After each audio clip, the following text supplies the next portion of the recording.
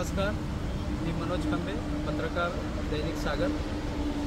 आज मी एका व्हिडिओच्या माध्यमातून महाड शहराबाबतची एक महत्त्वाची समस्या सांगणार आहे।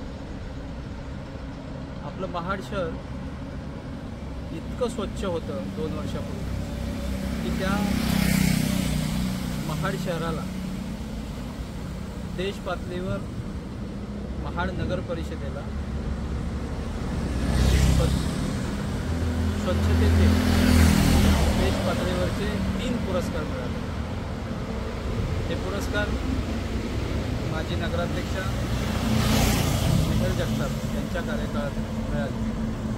अतिशय खरंच स्वच्छ आणि सुंदर महाड झालं होतं। प्रत्येक सोसायटीमध्ये सकाळी रोज आपल्याकडं महाड शहरामध्ये घंटा गाडी येते, अजूनही येते। चांगल्या प्रकारे त्यांचं कचरा कलेक्शन करण्याचं काम सुरू आहे। पण महाड शहरामध्ये काही ठिकाणी आपले नागरिकच इतके बेफिकीर आणि आळशी झाले की त्यांनी पुन्हा रस्त्यावर कचरा टाकायला सुरुवात केली। आज मी तुम्हाला विसावा हॉटेलच्या पुढचा भाग, त्या ठिकाणी नेहमीच कचरा टाकला जातो, तो दाखवणार आहे। याबाबत आम्ही पेपरला बातम्या छापून मोकळे झालेला आहोत, पण तरीही त्यांच्यावर कोणताही परिणाम होत नाही। म्हणून मी एक छोटीशी व्हिडिओ करणार आहे। आता आपल्याला हा तो कचरा मी दाखवतो, बघा हा कचरा।